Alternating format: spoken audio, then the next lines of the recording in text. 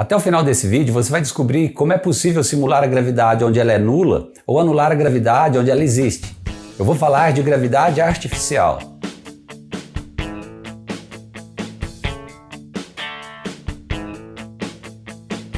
Olá pessoal, bem-vindo à Verve Científica. Sou eu, Desfilete, professor e pesquisador. Aqui eu apresento séries explicativas sobre os conceitos mais importantes das ciências naturais. Se você acha essa ideia boa, então clique nesse botão e assine o canal. Ative também seu sininho para que você possa receber novidade quando tiver algum vídeo novo por aqui. A gravidade artificial se refere ao processo de se gerar ou anular gravidade em um dado ambiente. Há dois tipos diferentes de se criar gravidade artificial. Um que visa anular a gravidade e criar uma situação de microgravidade ou de ausência de peso, e um outro que se refere à indução de uma força de inércia que imita os efeitos de uma força gravitacional. O primeiro tipo é relevante, pois é justamente em ambientes sem gravidade ou com gravidade controlada, simulada na atmosfera da Terra, que cientistas podem conduzir experimentos específicos sobre os efeitos gravitacionais em diferentes sistemas. Além disso, é mais econômico, uma vez que eles não precisam ir para o espaço fazer uso da estação espacial para realizar seus experimentos lá. Eles podem usar um avião especial aqui na Terra mesmo para fazer esse tipo de experimento. Já o segundo tipo, que visa imitar a gravidade da Terra em um lugar onde a gravidade é nula, tem sido proposto como uma solução para os efeitos adversos à saúde causados pela falta de peso prolongadas em voos espaciais. Longos períodos sem gravidade podem causar, por exemplo, edema cerebral, problemas de visão, perda óssea, perda muscular. Ao implementar a gravidade artificial, a princípio, os viajantes espaciais nunca teriam que sentir a falta de peso ou seus efeitos colaterais associados. Numa jornada de 6 meses a Marte, por exemplo, a exposição à gravidade artificial de forma contínua ou intermitente poderia evitar a extrema debilitação dos astronautas durante a viagem. E ambos os tipos de gravidade simulada, tanto a gravidade nula quanto a gravidade da Terra, têm sido usados em treinamentos de astronautas para ajudá-los a lidar com condições extremas. Nesse vídeo eu vou mostrar o princípio de funcionamento para simular a gravidade nos dois casos. A simulação de um ambiente de gravidade zero é relativamente simples. Ela é obtida em uma aeronave que realiza um voo parabólico. Esse tipo de voo alterna um arco para cima e um arco para baixo separados por um estágio de voo nivelado. Nesse estágio, os ocupantes da aeronave experimentam um ambiente de microgravidade. No primeiro estágio do voo, os passageiros experimentam uma gravidade artificial cerca de 2 vezes maior que a gravidade da Terra, uma hipergravidade. A subida nessa parábola dura cerca de 20 segundos. O voo nivelado começa com a injeção. Conforme a aeronave se desloca para cima, os pilotos reduzem a velocidade do motor e a aeronave segue uma trajetória balística, ou seja, uma trajetória onde não há nenhum tipo de propulsão ou freio. A aeronave, nesse ponto, está sujeita apenas aos efeitos da gravidade e da resistência do ar. A ausência de peso começa justamente nesse estágio, durante o qual ela fica em queda livre por uns 20 segundos. No último estágio da manobra, o nariz do avião é inclinado para baixo, antes que os pilotos nivelem gradualmente a aeronave conforme aumenta a velocidade do motor. Os passageiros novamente experimentam uma hipergravidade de aproximadamente 2 vezes a gravidade da Terra. E após 20 segundos, o avião retorna a uma trajetória horizontal.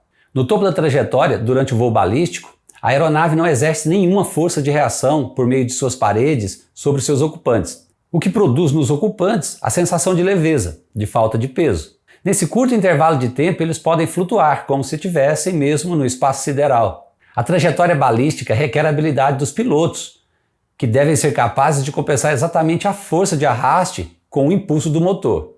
Após o mergulho do avião no terceiro estágio do voo, o avião volta a subir e repetir o processo. Isso pode ser feito tantas vezes quanto se precisar. É interessante notar que este voo, além de permitir aos ocupantes experimentarem a gravidade nula, permite também simular locais do universo onde a gravidade é maior do que a terrestre. De fato, é isso que ocorre nos estágios 1 e 3. A aceleração do avião impõe forças inerciais comparáveis às forças que seriam experimentadas numa visita a Júpiter, onde a gravidade é mais de 2 vezes a gravidade da Terra. A ideia de se gerar gravidade artificial no espaço profundo já é clichê em filmes de ficção científica. Talvez a mais icônica dessas ideias cinematográficas esteja no filme 2001, Uma Odisseia no Espaço. A estação espacial apresentada nesse filme gira continuamente para criar gravidade artificial. Outros filmes também ilustram como poderiam ser a vida em ambientes de gravidade artificial. Como mostrado nesses filmes, as pessoas nesses ambientes levam a vida normalmente, sem sentir nenhum efeito da rotação do ambiente, assim como na Terra. Agora, enquanto a viabilidade, o conforto e a segurança de tais estações giratórias não parecem ser tão simples de ser alcançados, é certamente possível, pelo menos em teoria, a produção artificial da gravidade da Terra. E o segredo disso está no uso da força centrífuga, a qual foi discutida nesse vídeo aqui. Décadas atrás, engenheiros espaciais desenvolveram uma grande centrífuga para testar as propriedades da gravidade artificial. Nessa experiência, o astronauta sente seus pés sendo pressionados contra a parede da centrífuga.